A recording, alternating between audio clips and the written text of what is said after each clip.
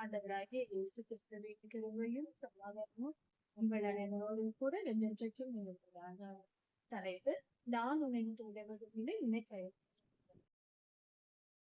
எரேமியா 22ஆம் அதிகாரம் 1ஆம் வசனம் முதல் 30ஆம் வசனம் வரை. இந்த வேத பகுதியில் இஸ்ரவேலர்களின் பாவத்திற்கு தக்கதாய் கர்த்தர் நியாயம் தீர்க்க அவர் முடிவு செய்தார். அப்பொழுது கர்த்தர் ஒரு வாய்ப்பை கொடுத்தார். யூதாவின் ராஜாவுக்கும் அவருடைய ஆளுகைக்குட்பட்டவர்களுக்கும் கர்த்தர் கொடுக்கிற வாய்ப்பு, அதாவது அரண்மனையில் இருக்கிற ராஜாவுக்கும் அவர் ஊழியக்காரர்களுக்கும் கர்த்தர் ஒரு வாய்ப்பை கொடுக்கிறார். அதை கொண்டு அதாவது மனம் திரும்புதல் கர்த்தருக்கு பிரியமானது, ஆபத்திலிருந்து நம்மை காப்பாற்றும். பாவம் தொடர்ந்து செய்து மனம் திரும்பாமல் இருதயத்தை கடினப்படுத்தி நான் அப்படித்தான் இருப்பேன், என் விருப்பம், என் வாழ்க்கை, என் இஷ்டம் என்று வாழ்கிறவர்கள் வாழ்க்கையில் மிகுந்த துன்பத்தை அனுபவிப்பார்கள் என்ற பாடத்தை இந்த வேதத்தில் நாம் கற்றுக்கொள்ளலாம். கர்த்தர் தீர்க்கதரிசியாகிய எரேமியாவை அழைத்து அவரிடம் பேசி, நீ போய் சிதேக்கியா ராஜாவினிடத்தில், யூதாவின் ராஜாவாகிய சிதேக்கியாவின் இடத்தில் போய் சொல் என்று தீர்க்கதரிசனம் சொல்லுகிறார். அதை எரேமியா அப்படியே போய் சொல்லுகிறார். அதை குறித்து சற்று கர்த்தர் என்ன சொல்லுகிறார் என்றால், சிதேக்கியா ராஜாவே, நீயும் உன் ஊழியக்காரர்கள் எல்லாரும் யூதாவின் ஜனங்கள், உன்னுடைய அரண்மனைக்குள் பிரவேசிக்கிற யூதாவின் ஜனங்களும் நீங்கள் எல்லாரும் கர்த்தருடைய வார்த்தையை கேளுங்கள்.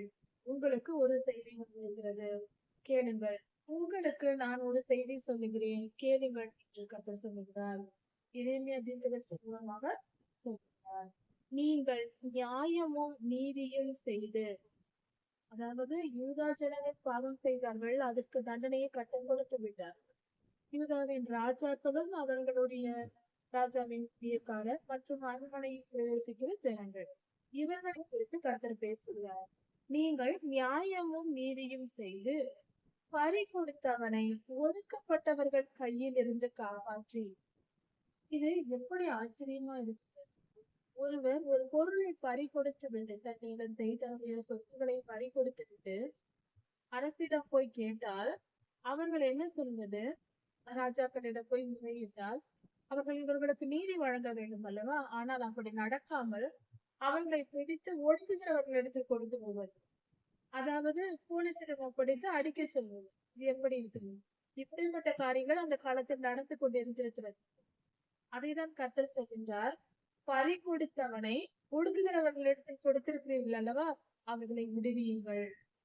நியாயமாய் நீதியாய் நடந்து அக்கிரமக்காரர்களிடம் இருந்து நீதிமானை காப்பாற்றி விடுதலையாக்கி நல்லோருக்கு தீங்கு செய்யாமல் இருந்து என்று பொருள்.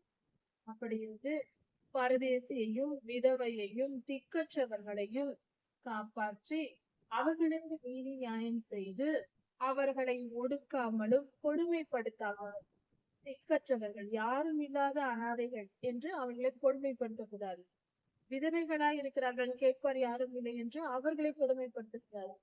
இப்படி உதவியற்றவர்களை, எளிய நிலைமையில் மற்றவர்களின் உதவியை எதிர்பார்த்திருக்கிற நிலைமையில் இருக்கிறவர்களை பார்த்து இவர்களுக்கு யார் இருக்கிறார் என்று அவர்களை கொடுமைப்படுத்துவது. இப்படிப்பட்ட காரியங்களை செய்யாமல் நீதியாய் இருந்தால், அது மட்டுமல்லாமல் குற்றமில்லாத இரத்தத்தையும் சிந்தக்கூடாது. ஒரு பாவமும் செய்யாதவர்களை கொலை செய்யக்கூடாது. இப்படி நீங்கள் பரிசுத்தமாய் இருந்தால், அப்படி நீங்கள் இருந்தால், தாவீதின் சிங்காசனத்தில் உட்கார்ந்திருக்கிற ராஜாக்கள் ரதங்கள் மேலும், குதிரைகள் மேலும், கழுதைகள் மேலும் எப்பொழுதும் போய்கொண்டும் வந்து கொண்டும் இந்த நகரத்தில் இருப்பார்கள். அப்படி என்றால் தாவீது ராஜாவின் சிங்காசனம் என்று சொல்லும் பொழுது ராஜரீகம், யூதாவின் ராஜாக்கள் எப்பொழுதும் யூதாவை ஆண்டு கொண்டிருப்பார்கள். நீங்கள் நீதி நியாயத்தை நீங்களாவது, ராஜாவாய் இருக்கிற நீங்களாவது கடைபிடித்தீர்களானால் உங்கள் பிள்ளைகள் தலைமுறை தலைமுறையாக தேசத்தை ஆண்டு கொண்டிருப்பார்கள். அவர்களை நான் அழிக்க மாட்டேன். ஜனங்களை ஒப்பு கொடுத்து விட்டார் கர்த்தர் பாபிலோனுக்கு. உங்களை, ராஜாவையும் ராஜா குடும்பத்தாரையும் அரண்மனையில் இருப்பவர்களையும் காப்பாற்றுவேன். நீங்கள் நீதி நியாயம் செய்தால் காப்பாற்றிக் கொள்வீர்கள். என்று கர்த்தர் சொல்கிறார். யாராயிருந்தாலும் கர்த்தர் நீதியின்படி நியாயத்தின்படி நடக்கிறவர்களை காப்பாற்றுவார். அக்கிரமம் செய்தால், அடங்காமல் தெரிந்தால் அழுதுதான் கர்த்தர் கொண்டார். அவர் நேற்றும் இன்றும் என்றும் மாறாதவர் என்று எல்லோருக்கும் தெரியும். இதை நினைவில் வைத்துக் கொள்வோம். கர்த்தர் நம்மை ஆசீர்வதிக்க வேண்டும் என்றால் அக்கிரமம் செய்கிறார், பரிசுத்தமாய் வாழ வேண்டும், இரக்கத்துடனும் நீதியுடனும் செயல்படணும். இப்படி நீங்கள் நீதி நியாயமாய் நடந்து வாழ்ந்தீர்கள் என்றால் ராஜாவும் ராஜாவின் குடும்பத்தாரும் ராஜாவின் அடுத்தடுத்த தலைமுறைகளும் ராஜாவின் ஊழியக்காரர்களும் இந்த அரண்மனை வாசல்களுக்குள் பிரவேசித்து போக்கும் வருத்தமாய் இருப்பீர்கள், ஆசீர்வதிக்கப்பட்டிருப்பீர்கள், ராஜ்யபாரம் இருக்கும். நீங்கள் இந்த வார்த்தைகளை கேளாமல் போனால், இந்த வார்த்தைகளின்படி கேட்டு நடக்காமல் நீதி நியாயத்தின்படி வாழாமல் இருந்தால், மனம் திரும்பாமல் நீதியாய் இல்லாமல் இருந்தால், இந்த அரண்மனை பாழாய்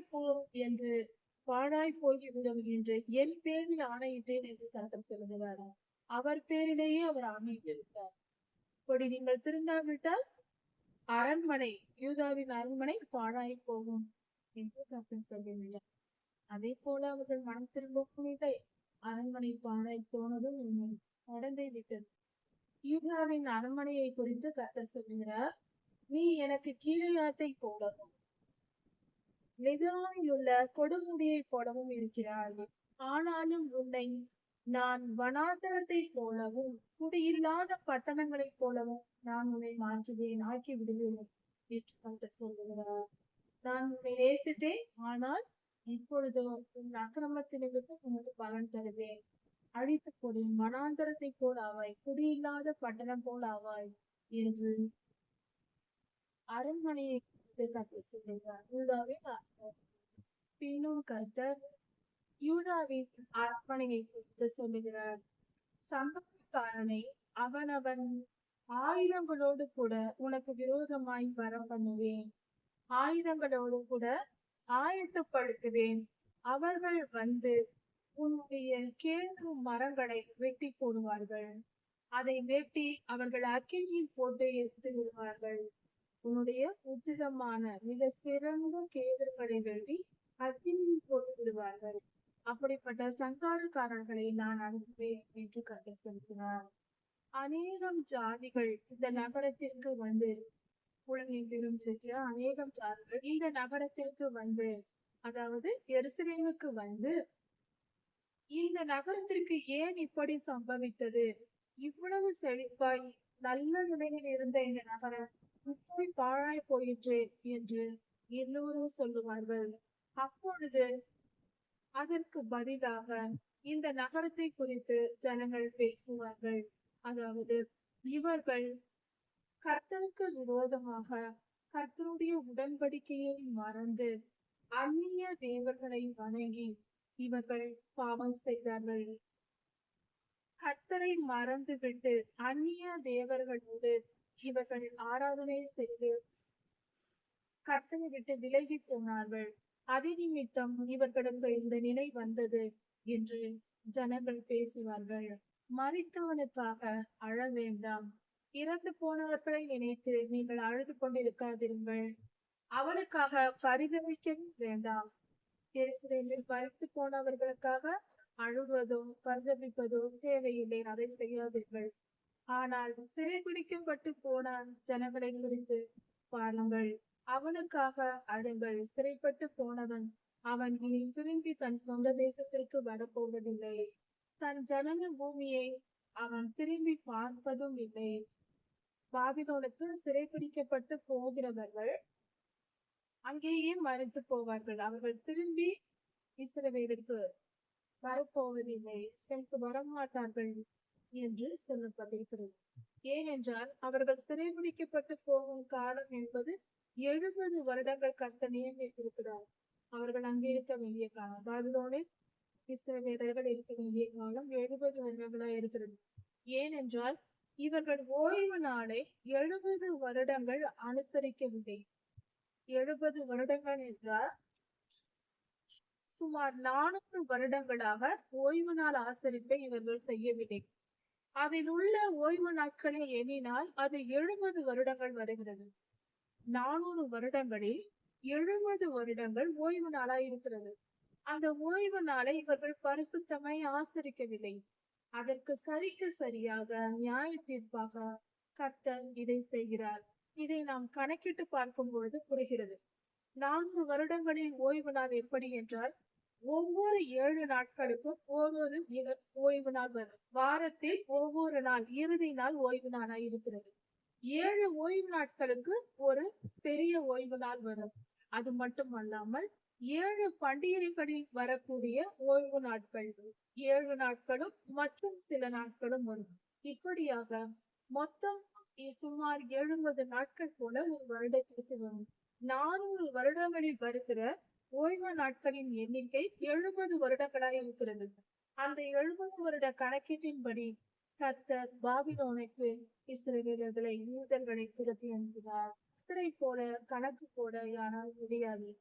அவர் மிகச் சரியாய் மிக துல்லியமாய் கணக்கிடுவார். பாக கணக்காக இருந்தாலும் சரி, நியாயம் தீர்க்கும் பொழுது அதற்கென்று சரியான பலனை கொடுக்கிற நம் தேவனாய் இருக்கிறார். கர்த்தருக்கு பயப்படுதல் அவசியம். நாம் அதை புரிந்து கொள்வோம். கர்த்தர் பெரியவர், அவர் மிக மிக பெரியவர். அவருடைய கண்காணிப்பில் தான் நாம் வாழ்ந்து கொண்டிருக்கிறோம். அப்படி இருக்க இஸ்ரவேலர்கள் என்ன செய்தார்கள், எப்படி செய்தார்கள், எத்தனை காலம் என்னென்ன தவறுகள் செய்தார்கள் என்று துல்லியமாக இங்கு எழுதி நமக்கு கொடுக்கப்பட்டிருக்கிறது. அப்படி என்றால் இதையெல்லாம் கர்த்தர் கவனித்ததினால்தான் அதை எழுதி கொடுத்திருக்கிறார். அப்படி இருக்க நேற்றும் இன்றும் என்றும் மாறாத தேவன் இன்று நம்மையும் இப்படிதான் கவனித்துக் கொண்டிருக்கிறார். நம்முடைய வாழ்நாளை, நம்முடைய செயல்கள் எல்லாவற்றையும் கவனித்துக் கொண்டிருக்கிறார். அவர் சரிக்கு சரி நீதி சரி விடுவார். நாம் நமக்கு சொந்தமானவர்கள் அல்ல. நம்மை நாம் உருவாக்கிக் கொள்ளவில்லை. நாம் வாழும் பூமியை, நாம் நிற்கும் பூமியை, நம்மை தாங்கும் தரையை நாம் உண்டாக்கவில்லை. நாம் சுவாசிக்கும் காற்றை நாம் உண்டாக்கவில்லை. நாம் ஜீவன் எப்பொழுது வரும் எப்பொழுது போகும் என்று நமக்கு தெரியாது. எல்லாம் கர்த்தருடைய கட்டளையின்படி அவருடைய ஆளுகையின்படிதான் நடந்து கொண்டிருக்கிறது. அதை புரிந்து கொண்டவர்கள் ஞானி. அதை புரிந்து கர்த்தருக்கு பயந்து வாழ்ந்தால் சமாதானமான வாழ்க்கை கிடைக்கும். யோசியாவின் குமாரனான சல்லூம் என்னும் ராஜா யூதாவிலிருந்து அரசாண்டு கொண்டிருந்தார். ஆனால் சிறைப்பிடிக்கப்பட்டு பாபிலோனுக்கு சல்லூமை குறித்து கர்த்தர் பேசுகிறார். சல்லூம் ராஜா அவனை இங்கே திரும்ப வரமாட்டான். திரும்பவும் இஸ்ரவேலை அவன் காண்பதில்லை. அவன் தன் சொந்த பூமிக்கு திரும்பி வருவதில்லை. பாபிலோனிலேயே, அதாவது அந்த ராஜாவின் காலம் முடியும் வரைக்கும் அங்கேயே இருந்து மரித்து போவான். பாபிலோனிலேயே மரித்து போவான். மீண்டும் இங்கு வருவதில்லை என்று கர்த்தர் சொல்கிறார். அதாவது யோசியாவின் குமாரனாகிய சல்லூம் ராஜா, யூதாவின் ராஜா, சிறைபிடிக்கப்பட்டு பாபிலோனுக்கு கொண்டு போகப்பட்டார். அவர் திரும்பி வர முடியாது. கொண்டு போகப்பட்டவர்கள் பெரும்பாலும் திரும்பி வரவில்லை. ஒரு சிலர் மாத்திரம்தான் 70 வருடங்கள் கழித்து, ஒருவேளை சிறு பிள்ளையாய் இருந்தவர்களா இருக்கலாம், அவர்கள்தான் 70 வருடம் கழித்து மீண்டும் திரும்பி வரும் பொழுது இருந்தார்கள் என்று வேதம் நமக்கு சொல்லுகிறது. ராஜாக்களின் புஸ்தகத்தில் கொடுக்கப்பட்டது. ஒரு சிலர் மட்டும்தான். பெரும்பாலானவர்கள் இறந்து விட்டார்கள். ஏனென்றால் 70 வருடங்கள் காலம் 70 வருடங்கள் என்று சொல்லும் பொழுது ஆயுள் முடிந்து அநேக பேர் இறந்து விட்டார்கள். ஒரு சிலர் மாத்திரமே போனவர்கள் திரும்பி வந்தார்கள். ஆனால் இந்த சல்லூம் ராஜா திரும்பி வர மாட்டான்.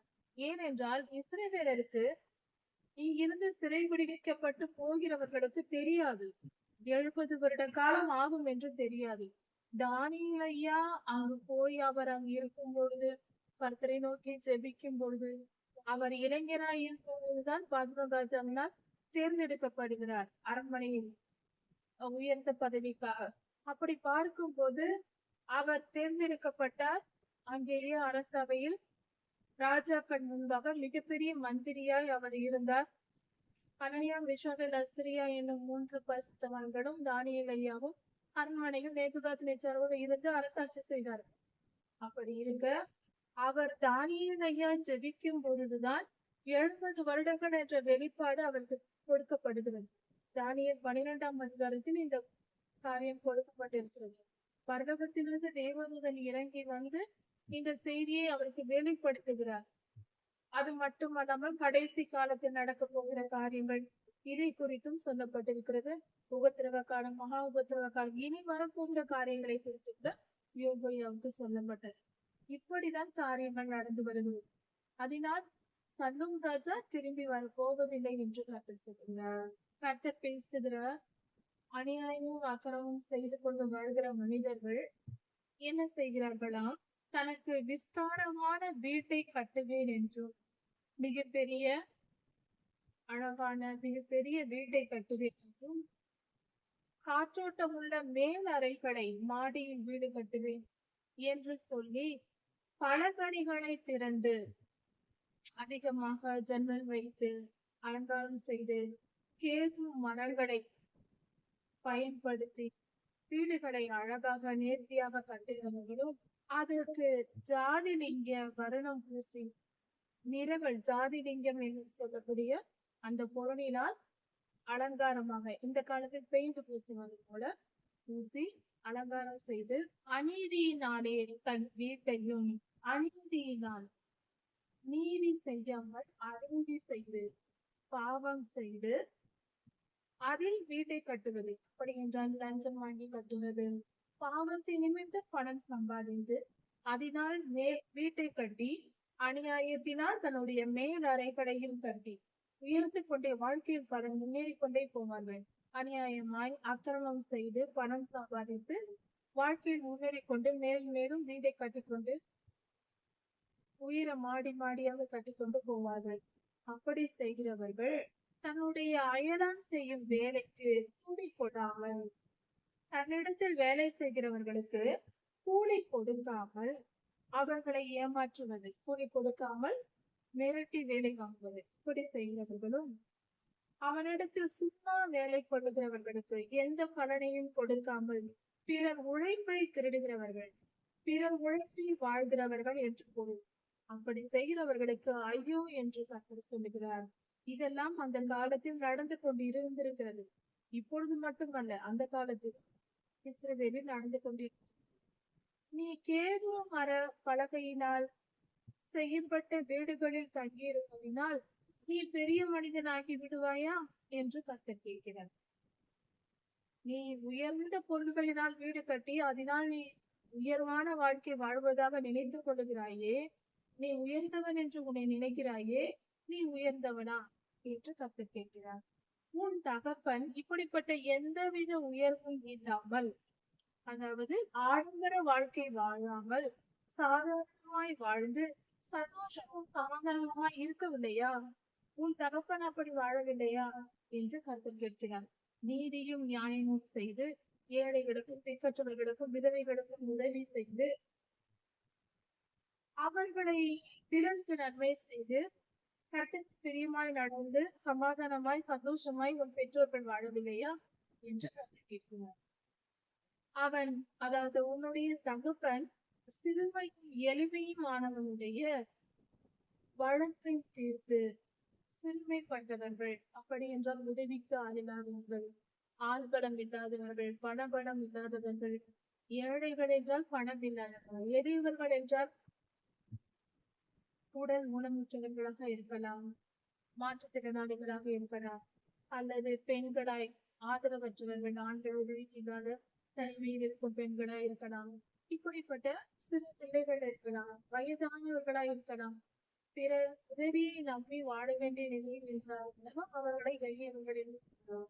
அப்படிப்பட்டவர்களுக்கு நன்மை செய்து உதவி செய்து அவர்களுக்கு இரக்கம் காண்பித்து வாழ்ந்த உன் தகப்பன் சுகமாயிருக்கவில்லையா என்று கர்த்தர் கேட்கிறார். அப்படி செய்வதல்லவா என்னை அறிகிற அறிவு என்று கர்த்தர் சொல்கிறார்.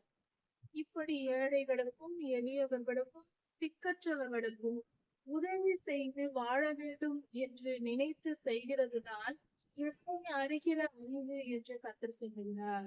பிறருக்கு உதவி செய்வது, உதவும் குணம் உள்ளவர்கள், இரக்க குணம் உள்ளவர்கள், இப்படிப்பட்டவர்களே அறிவாளிகள், என்னை அறிகிற அறிவு என்று கர்த்தர் சொல்கிறார். ஏனென்றால் இது கர்த்தரின் இருதயத்தை அறிகிற அறிவாயிருக்கிறது. கர்த்தர் அப்படிப்பட்டவர், நமக்கு இறங்குகிறார். அதை போல நாமும் இறங்க வேண்டும். அப்படிப்பட்ட குணம் உள்ளவர்களையே கர்த்தர் தேடுகிறார். அவர்கள் மீது கர்த்தருடைய ஆசீர்வாதம் என்றும் நிலைத்திருக்கும். எளிமையாய் வாழ்ந்து ஏழைகளுக்கும் எளியோர்களுக்கும் உதவி செய்து திக்கற்றவர்களுக்கும் உதவி செய்து வாழ்வதே மிக சிறந்த வாழ்வு. அதுவே என்னை பற்றி அறிகிற அறிவு என்று கர்த்தர் சொல்கிறார். ஆனால் உன் மனதும் உன் கண்களும் எதின் மேல் இருக்கிறது? தற்பொழிவின் மேலும். தன்னை பற்றி மேன்மையாக நினைப்பது, தன்னை புகழ்ந்து கொள்வது, தன்னை பெரியவனாக காட்டிக் கொள்வது, இப்படிப்பட்ட நிலையிலும் குற்றமில்லாத இரத்தத்தை சிந்துவதிலும் ஒரு தவறும் செய்யாதவர்களை குற்றவாளியாக தீர்த்து அவர்களை கொடுமைப்படுத்துவதிலும் ஒன்றும் அறியாத சிந்து உயிர்களை மனித உயிர்களை கொண்டுவதிலும் அல்லவா இருக்கிறது. நீ இப்படி அல்லவா செய்து கொண்டிருக்கிறாய் என்று கர்த்தர் கேட்கிறார். அது மட்டுமல்லாமல் பிறரை துன்பப்படுத்துவதும் அடுத்தவர்களை நொறுக்குவதும் அவர்களை கொடுமைப்படுத்துவதும் வேலை வாங்குவதும் இப்படி செய்கிறதில் அல்லவா உன்னுடைய மனம் இருக்கிறது என்று கர்த்தர் சொல்கிறார். நீ எப்படி இருக்க வேண்டும், ஆனால் நீ இப்படி இருக்கிறாய். பிறர் மேல் இரக்கம் காண்பித்து நீதியை செலுத்தி ஏழை எளியவர்களுக்கு உதவி வாழ வேண்டிய நீ தற்பொழிவை நாடுகிறாய், குற்றமில்லாத ரத்தத்தை சிந்துகிறாய், பாவமாய் செய்து கொண்டிருக்கிறாயே என்று பிறரை துன்பப்படுத்தி வாழாதே என்று கர்த்தர் சொல்கிறார். ஆகையால் கர்த்தர் யோசியா என்னும் ராஜாவின் குமாரனான யோயாக்கீமை பற்றி, ஐயோ என் சகோதரனே, ஐயோ சகோதரியே என்று அவனுக்காக புலம்புவதில்லை. ஐயோ ஆண்டவனே, ஐயோ அவருடைய மகத்துவமே என்று அவனுக்காக புலம்புவதில்லை. ஒரு கழுதை புதைக்கப்படுவது போல, இறந்து போன கழுதையை புதைப்பது போல யோயாக்கீமை நகரத்திலிருந்து வெளியே இழுத்து கொண்டு போய் தரையில் இழுத்து கொண்டு போய் புதைப்பார்கள் என்று கர்த்தர் சொல்கிறார். கர்த்தருடைய கோபம் அப்படியாக அந்த ராஜாவுடைய அவர்கள் எல்லாம் குற்றம் இல்லாத ரத்தத்தை சிந்தியவர்கள், நீதிமானுக்கு துன்பத்தை கொடுத்தவர்கள், கர்த்தருடைய பிள்ளைகளாக பரிசுத்தமாய் வாழ்கிறவர்களை துன்பப்படுத்தினவர்களை கர்த்தர் இப்படிப்பட்ட நிலைக்கு ஒப்புக்கொள்கிறார். இந்த பாடத்தை நாம் வந்து கற்றுக்கொள்ளும். இன்றும் கர்த்தருடைய ஊழியக்காரர்களையும் கர்த்தருடைய பரிசுத்தவான்களையும் போதகர்களையும் திருச்சபையினரையும் குற்றம் சொல்வது, கேவலமாய் பேசுவது போன்ற காரியங்களை எப்பொழுதும் செய்யக்கூடாது. அது நமக்கே ஆபத்தாயும். மேலும் கர்த்தர் சொல்லுகிறார், லெபனோனின் மேலேறி புலம்பு, பாசானில் உரத்த சத்தமிடு, உனக்கு துன்பம் வரப்போகிறது, இதை செய் என்று சொல்கிறார். இப்படியெல்லாம் செய்ய போகிறீர்கள் என்று சொல்லுகிறார். ஆமரீமிலிருந்து கூப்பிட்டு கொண்டிரு, உன் நேசர் முறிந்து போனார்கள். எருசலேமில் இருப்பவர்கள் எல்லாம் பாபிலோனுக்கு சிறை கொண்டு போகப்படுகிறார்கள். அதை தான் கர்த்தர் சொல்கிறார். உன் மேய்ப்பர் எல்லாரையும் காற்று அடித்து கொண்டு போவோம். எருசலேமில் ஜனங்கள் விரட்டப்படுவதை குறித்து சொல்லப்பட்டது. உன் நேசர் சிறைப்பட்டு போக போகிறார்கள். அப்படி செய்ய போது, இந்த காரியம் நடக்கும் போதல்லவா நீ வெட்கப்பட்டு போவாய் என்று எருசலேமை குறித்து கர்த்தர் சொல்கிறார். எருசலேமில் வாசமாயிருந்து லெபனோனில் வாசமாயிருந்து கேதுரு மரங்களில் கூடு கட்டி கொண்டிருக்கிறார்களே, வேதனைகளும் பிள்ளை பேற்றின் வழியை போன்ற வழியையும் உனக்கு நேரிடும் போது எவ்வளவு பரிதபிக்கப்படத்தக்கதாய், உன்னை பார்த்து எவ்வளவு பரிதாபப்பட வேண்டி இருக்கும். ஒரு பிள்ளை பேரு நெருக்கும் போது அந்த தாய்க்கு எப்படி வலி இருக்கும், அப்படிப்பட்ட வழியை அனுபவிக்க போகிறாய் என்று எருசலேமை குறித்து பேசுகிறார். கர்த்தர் சொல்லுகிறார், யூதாவின் ராஜாவாகிய யோயாக்கீமின் குமாரன் கோனியா என் முத்திரை மோதிரமாய் இருந்த போதும் நான் அதை கழற்றி எரிந்து போடுவேன் என்று கர்த்தர் சொல்கிறார். கோனியா என்னும் யூதாவின் ராஜாவை கர்த்தர் தமக்கு முத்திரை மோதிரமாக நேசித்து வைத்திருந்தார். ஆனாலும் அதை எரிந்து போட்டேன் என்று சொல்கிறார். ஏனென்றால் யூதாவின் ராஜாக்கள் அவர்கள் ராஜ்யபாரத்தை தொடங்கும் பொழுது நல்ல விதமாக தொடங்குவார்கள். ஆனால் கொஞ்சம் காலமாக கர்த்தருக்கு விரோதமாய் பாவம் செய்ய தொடங்கி விடுவார்கள். இது ராஜாக்களின் வரலாறாய் இருக்கிறது. தொடர்ந்து பலர் இப்படியே செய்திருக்கிறார்கள். சொல்ல சொல்ல போனால் எல்லோரும் இப்படி செய்தார்கள் என்று கூட சொல்லலாம். அப்படி செய்திருக்கிறார்கள். அதைதான் கர்த்தர் இப்படி சொல்கிறார். அதற்கேற்ற பலனை கர்த்தர் சொல்கிறார். இப்படியாக நான் முத்திரை மோதிரமாக கோனியாவை வைத்திருந்தேன். அதை நான் கழற்றி எரிந்து போடுவேன் என்று தம்முடைய பெயரில் ஆணையிட்டு கர்த்தர் சொல்லுகிறார். மிகவும் உறுதியுடன் உன்னை கொல்ல துடிக்கிறவர்களின் கையில் நீ யாருக்கு பயந்து கொண்டிருக்கிறாயோ அவர்கள் கையில் நீ ஒப்பு கொடுக்கப்படுவாய் என்று பாபிலோன் ராஜாவாகிய நேபுகாத் நேச்சாரின் கையிலும் கல்தேயரின் கையிலும் ஒப்பு கொடுப்பேன் என்று கர்த்தர் சொல்கிறார். உன்னையும் உன்னை பெற்ற தாயையும் அந்நிய தேசத்திலே விரட்டி விடுவேன். அங்கே நீங்கள் போய் இறந்து விடுவீர்கள். உங்கள் வாழ்நாள் அங்கேயே முடிந்து போகும். திரும்பி வரமாட்டீர்கள் என்று கர்த்தர் சொல்கிறார். திரும்பி வர வேண்டும் என்று அவர்கள் மனம் விரும்பும், ஆனால் அவர்கள் வருவதில்லை என்று கர்த்தர் சொல்கிறார். கோனியா என்கிற இந்த மனுஷன் அவமதிக்கப்பட்ட உடைந்த சிலையோ அல்லது உடைந்த பாத்திரம், யாரும் விரும்பாத பாத்திரமோ அவனும் அவன் சந்ததியும் தாங்கள் அறியாத தேசத்திலே துரத்தி விடப்பட்டது ஏன் ஏது என்று சொல்லப்படுகிறது. ஏன் இப்படி நடந்தது என்று கர்த்தர் சொல்கிறார். தேசமே தேசமே கர்த்தருடைய வார்த்தையை இந்த புருஷன் சந்தானமற்றவன், இந்த புருஷன் பிள்ளைகள் இல்லாத தன் நாட்களில் வாழ்வடையாதவன் என்று நினைவுறுத்தி எழுதுங்கள். அவன் வித்தில் இருந்து அவனுடைய சந்ததியில் இருந்து ஒருவனும் பிறந்து யூதாவின் ராஜாவாக ஆக போவதில்லை என்று சொல்லுங்கள் என்று சொல்கிறார். கோனியாவின் மீது கர்த்தர் மிகுந்த கோபம் கொண்டு இப்படிப்பட்ட நியாயத்தீர்ப்பை இருக்கிறார். கோனியா ராஜா செய்த பாவம், கர்த்தருக்கு விரோதமாய் பயங்கரமாய் பாவம் செய்தவர்கள் கர்த்தர் அந்த சந்ததியையே அழித்திருக்கிறார். இப்படிப்பட்ட சந்ததி அவர்கள் வயிற்றுக்குள்ளேயே பிறக்க வேண்டாம், போகவிட்டார்கள். அதாவது நாம் தெரிந்து கொள்ள வேண்டிய காரணம், கர்த்தர் அன்புள்ளவர் என்று நாம் வாசிக்கிறோம், அறிந்திருக்கிறோம். அந்த அன்பிற்குள் கோபமும் இருக்கிறது. அந்த அன்பிற்குள் கோபமும் இருக்கிறது என்பதை புரிந்து கொள்ளணும். அன்பு கோபப்படவும் செய்யும். அன்புள்ளவர்கள் நம்மை கோபப்படுவார்கள். நம்மை பெற்ற தாய் நம்மேல் மிகுந்த அன்புள்ளவர். நம்மை பெற்ற தகப்பன் மிகுந்த அன்புள்ளவர். நம்மை கோபப்படுவதில்லையா? நாம் தவறு செய்யும் போது நம்மை தண்டிப்பதில்லையா? அன்பு தண்டிக்கும், கோபப்படும். அதை புரிந்து கொள்வோம். கர்த்தரை கோபமூட்டக் கூடாது. கர்த்தருக்கு கீழ்ப்படிந்து பெற்றோர்களுக்கு நம்மை கீழ்ப்படைய சொல்வதற்கு கர்த்தர் காரணம் கீழ்ப்படுதலை சிறு வயதில் கற்றுக்கொள்ள வேண்டும் என்பதே. பெற்றோர்களுக்கு கீழ்ப்படைந்து வாழ வேண்டும். அதில் கீழ்ப்படிதலை கற்றுக்கொண்டு கர்த்தருக்கு கீழ்ப்படியும் வாழ்நாள். அதுதான் மனித வாழ்க்கை சிறந்த வாழ்க்கை. கர்த்தரை ஆசீர்வதிப்பார்கள்.